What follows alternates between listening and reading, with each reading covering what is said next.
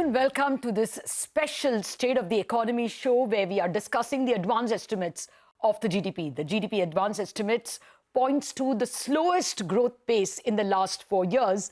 The MOSPI is estimating that this year the country, the economy will grow in real terms at 6.4%. This is, of course, below the Reserve Bank's revised estimate of 6.6%, a tad better than the CNBC-TV18 poll of 6.3%. We also have to look at the nominal GDP. The nominal GDP is estimated to grow at 9.7%. This also is a bit of a disappointment because last year the budget estimated that the nominal GDP will grow at 10.5%. So compared to that, of course, there has been about a 2 lakh crore lower growth according to the advance estimates. Now, what are the other takeaways from the advance estimates? I'm being joined by an elite panel, Dr. Pronab Sen, economist and former chief statistician of the country, Abhishek Upadhyay, the senior economist at ICICI Securities PD, and Madan, the chief economist at Bank of Baroda. Gentlemen, thank you very much for joining me on the show. Well, Dr. Sen, first thoughts, you had perhaps about 20 minutes to look at the numbers. Okay, Dr. Sen, if you can hear me? Okay, I'll just get to you in a minute. Abhishek, can you hear me? Yes. Okay, Abhishek, what are the first takeaways? 6.4% growth. That means a second half growth of 6.7%. You think it's a realistic estimate? We think it's a realistic estimate. We were assuming a 6.5% growth for the full year. The reason we believe these numbers are credible is because most of this acceleration from 6% growth in first half of the year to 6.7% in the second half is coming from largely two sources. One is government spending, which grew about 2%. Government revenue spending, which grew around 2% in first half, which is seen growing around 6% in second half for a full year growth, which is lower, which is consistent with what a center has budgeted and which is broadly consistent with the state spending pattern also, which is more geared towards direct spending anyways. And the second trigger, which is also boosting the private final consumption expenditure part, which is seen growing stronger in H2, is the agriculture GVA bit, which is agriculture growth is seen at around 4.5% in second half from 2.8% in first half. So both these drivers combined should add around 70 basis points to overall growth, and that is broadly the acceleration that we are seeing from first half. So numbers look credible, and 6.7% growth in the second half of the year is a reasonably good growth, which is consistent with our trend growth, and as we head into the next fiscal year. So it's a reasonable momentum as we head into the next fiscal year. Although these are estimates. Still, yeah, 1 minute. Yeah, I agree with you. Abhishek, let me just take your first point about capital formation. The gross fixed capital formation number is showing a growth of 6.4% according to the advance estimates, right? Now, if you do the math for the first 2 quarters for which we have, that was also 6.4%. So are they underestimating? After all, we know that government hardly spent in the first half. So do you think that we could do better than these numbers? So tailwind mainly from government spending and agriculture. The overall capex is flat, which is fair, I think. I mean, in the first quarter, growth was very strong. Second quarter, it was weak, in line with very weak manufacturing sector performance. I don't think there is anything strong to suggest manufacturing sector performance will improve drastically in the second half of the year. Also, what we need to be cognizant of is that while center has budgeted capex strongly, they may not be able to achieve these targets. So in that light, I think the numbers look reasonable. In fact, I don't rule out some downside basically to this capex growth estimate. Yeah, I agree with you because it appears from media reports that much of this capex is simply transferring the interest-free loan to the states. And there is now talk that even the conditions will be loosened because the states are not able to meet those conditions. That doesn't look like real capex spending. It seems to look like more transfer of resources. So we probably could fall short over there. Madan, Sabnavis, your first thoughts. I thought what was exhilarating also is that personal final consumption expenditure has been estimated at 7.3%, much better than the 4%, which means, consumption appears to have picked up according to the estimates. Okay, according to me, Latha, I think these numbers of 6.4% will see an upward revision. We should remember that in the methodology which has been placed by the NSO, it's a case of extrapolation of whatever has happened in the first half of the year, plus whatever updates are there for the months of October and November, they have been used. So we all know that in the first 2 quarters, corporate results were not really good, but I don't expect them to be substantially better, but definitely there'll be an improvement. And that is something which we will see in these numbers. So even when you're talking of something like investment, I think the slow investment in both private as well as government, as far as government investment is concerned, I think these are things which have already turned around. Because if you look at the investment intentions of the private sector post-elections, it's been substantially higher than what we saw last year. So therefore, I think there's reason for us to be sanguine that we could probably be around the RBI number of 6.6% by the end of the year, with a revival in both consumption and investment. The numbers here are very conservative, and probably they should be conservative because I think the use of this number is that it will be used in the budget formulation, which always have to be conservative so that you don't make you're closer to target rather than overestimating your revenues. I think that's why these numbers are kept conservative. So I think that these numbers are fairly okay, and we will see an upside when we have the final numbers. We should remember that 3 months of the year have not even passed by. So we're talking of things which have happened up to October, November, which are being extrapolated. So I think we should take it with a pinch of salt. Okay. Well, I cannot recall, but I have seen some years in the past when the final numbers, which come in May, on May 31st, have not lived up to the advance estimates. So it isn't always that the extrapolation is conservative. It was conservative last year, but last year was a messy year with those subsidies playing a lot of hooky with an 8.2% coming. So I would hold my horses and let me leave it to the former chief statistician. So, Dr. Sen, is it that these numbers are usually conservative and we should expect the advanced numbers to be an improvement? No, I think what Dr. Sabnavis said is correct. Not on the saying that it's going to be revised upwards. That's not the correction. Okay. But that there are a huge amount of extrapolation that's going on to get these numbers. Right? And these extrapolations are based on the past experience.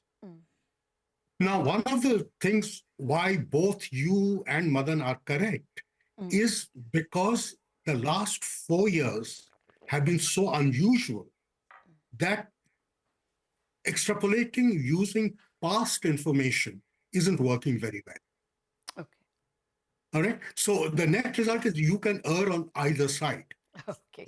So you're both correct on this. Okay. But right, my personal sense on it is that it'll probably, if it does get revised, it may get revised downwards.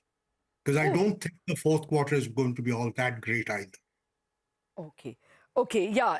Now that is your perception from your vantage point as you look at the economy. I take your point, sir.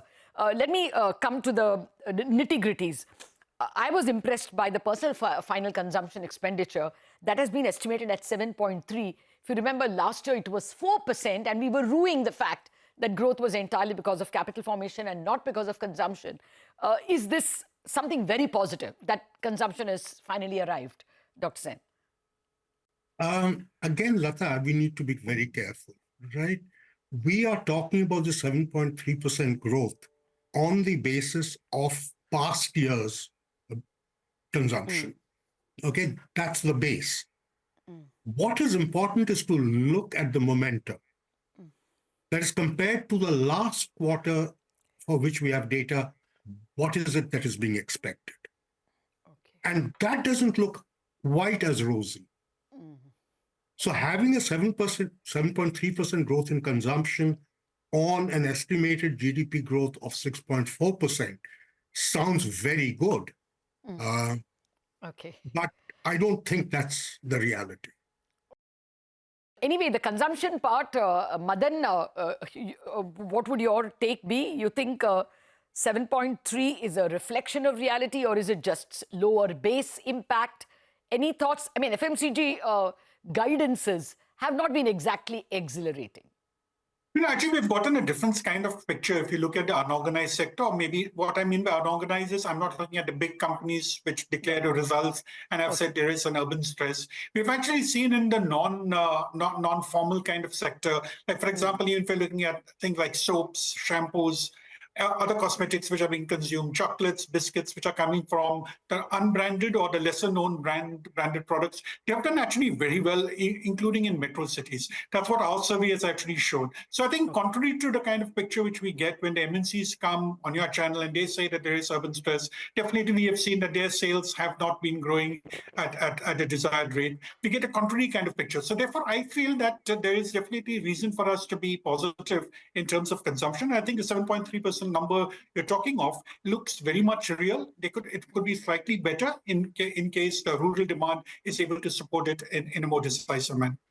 Okay. Well, let me now come to the nominal GDP number. That's come in at about 323 lakh crore.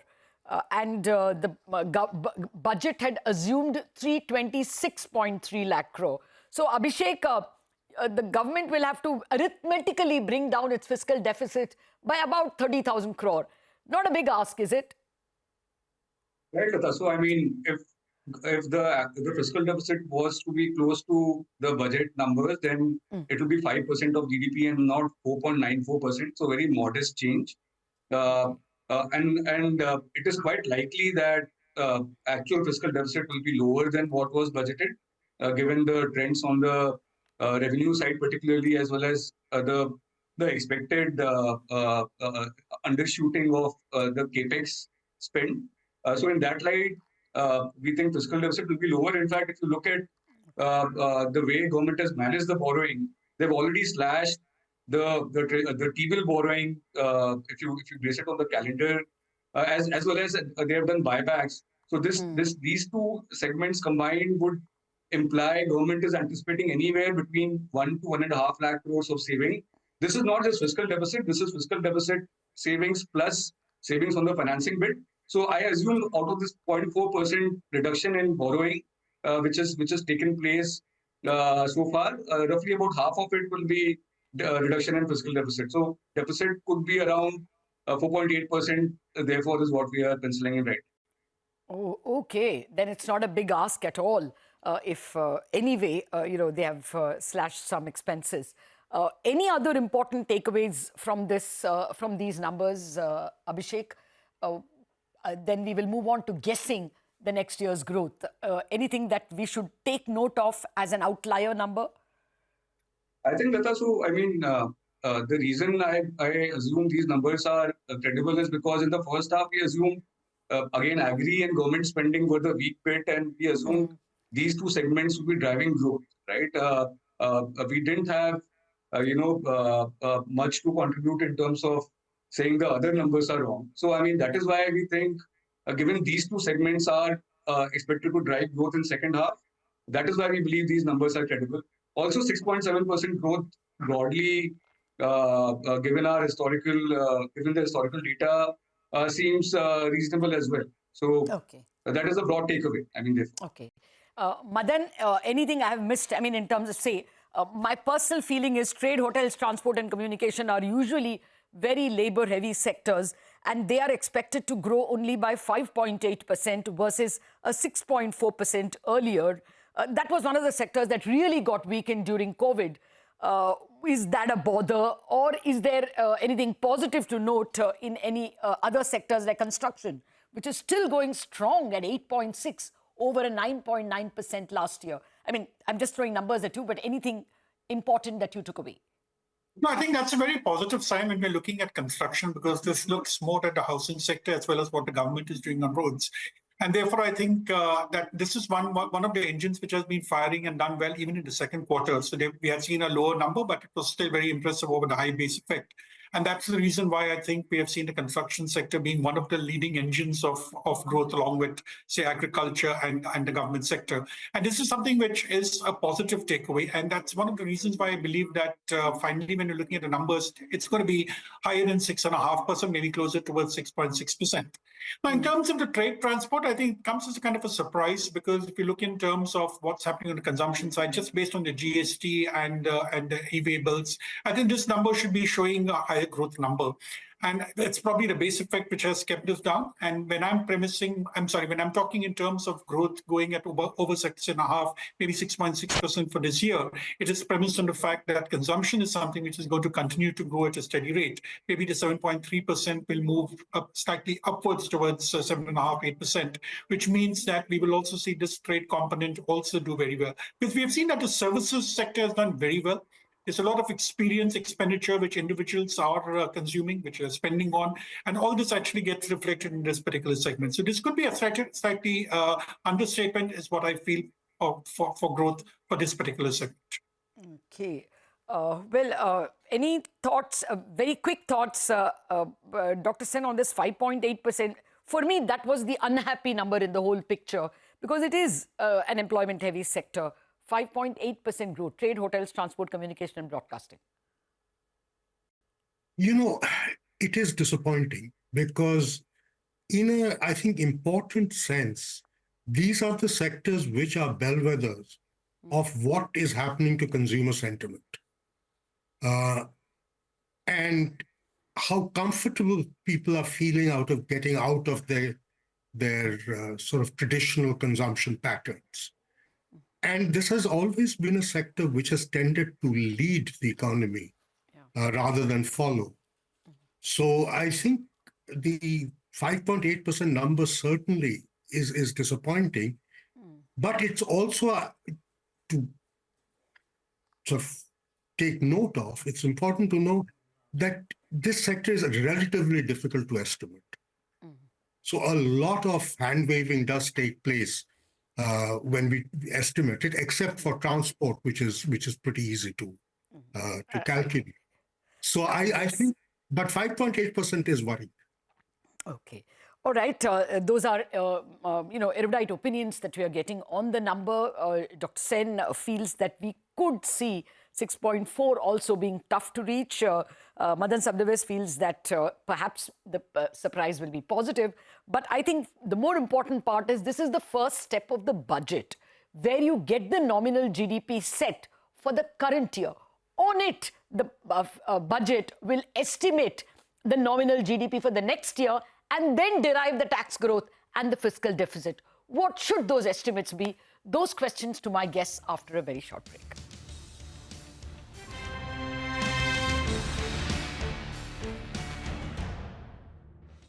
Welcome back. You're watching the State of the Economy special, where we are looking at the advance estimates of GDP for the current year.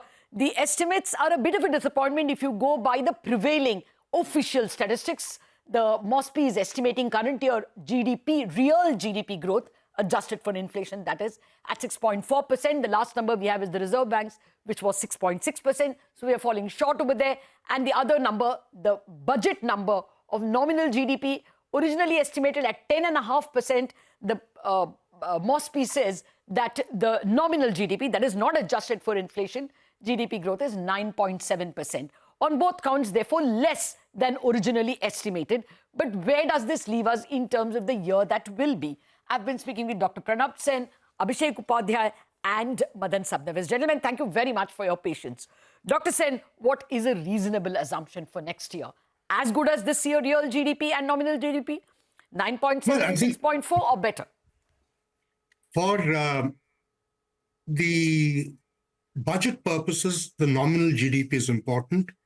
And I think the government can get by with actually assuming something like an 11% growth. A 6.5% plus a 4.5% inflation is perfectly reasonable, and is well within their inflation targeting and seems consistent with our longer-term growth trajectory. Okay. Well, it's just that, the WPI, which is what is part of the deflator, I think, is it 60%, sir? The WPI has been running at about 3%. And the CPI next year, according to the Reserve Bank, is going to be closer to about 4.3%, thereabouts. So can we assume 4.5% in terms of inflation? Would be a question. Abhishek, your thoughts. What should the nominal assumption be and the real? Latha, we are assuming roughly 6.5 to 7% growth for next year as well. In fact, 6.7, 6.8% growth to be precise. The reason for that simply is one, that is what we think our trend growth is. And then additionally, what will happen as we head into the next fiscal is that we'll get some easing from RBI, some monetary policy easing from RBI, which should be a tailwind. Also, the pace of fall in fiscal deficit is going to come down. So that will incrementally be a tailwind also. So in a world where growth is roughly flat between the current year and next, given these drivers, we think overall growth should be quite resilient. And in terms of nominal growth, we think the WPI inflation, which has been quite low, which should average around 2.5% in the current fiscal, will average slightly higher next year, even assuming relatively subdued global commodity prices. So given that, we think nominal GDP growth could be around 10.5%, which we assume will be the assumption in the budget also. Okay, that will be comfortable, of course. So that's pretty much close to what Dr. Sen is saying, except that you're a little more confident of the real GDP growth. I wonder why you gentlemen are not worried about possible trade wars and global uncertainty. Madan, what would be your best guess of both real GDP and what the budget should assume as nominal GDP? In terms of GDP growth for this year, I think based on this information and the upside which could be coming about by May, I think we would be looking at something like closer to 6.5%, 6.6% for 24-25. Okay. On top of that, I think for next year, we could be closer towards the 6.8 to 7% range, which really means that the government could probably retain the number of 10.5%. I think what Dr. Sen was saying, 10.5 to 11 looks reasonable, but to play conservative, they could go at around 10.5%. We should just remember that these base effects are something which has been plaguing most of our data. 8.2 leads to something lower. Now a lower number now is going to lead to something higher. So even in terms of WPI, if we get 2.5, 3% this year, I think it was going to provide that kind of a cushion for a higher number for next year. So therefore, I think 10.5 to 11% looks fair enough, and more likely government could play conservative and stick to 10.5% for nominal GDP growth. Okay, all right. I'm just trying to calculate if you have a 4.4% GDP, 4.4% fiscal deficit. The GDP at 10.5% works out to about 358 trillion. And at a 4.4% GDP, is that what fiscal deficit? Is that what, Abhishek, you're saying? If it is indeed 4.4%, then the fiscal deficit should be 15.7 lakh crore. Pretty much same as what it is this year, which will be very good for bond markets, actually, because that much borrowing less. So to cut a long story short, Abhishek, positive for bond markets then next year, given that you're expecting the Reserve Bank to be generous with liquidity, cut interest rates a wee bit, as well as, probably only a 14 lakh crore borrowing? We have to see the borrowing estimate, Latha, because in addition to fiscal deficit, there are other drivers which could have a bearing there. Issues like whether the bonds that RBI currently holds, whether they choose to swap it with the government or not, and whether government chooses to retire some bonds, GST bonds prematurely, etc. These are additional triggers which could lead to volatility in the estimate. But broadly, we do assume that gross borrowing number will be anywhere between 13.5, 14 trillion, which is what has been the case in recent years. And if that is the number we get, then the bond market should be reasonably happy with that. Okay, fair enough. Very quick questions, if I may. Dr. Sen, do you think global can be a headwind? It's difficult to tell, Latha. At the moment, we have conflicting trends that are going on. The US is certainly doing much better, but then as Mr. Trump takes over, things become much more complicated. And that really at the moment, I think is the elephant in the room. Because if he, in the first couple of months of his tenure, if he tries to implement a few of the promises that he's made during the elections, then the global economy is going to be in a great deal of turmoil. America is not going to get affected that much, but the rest of us will.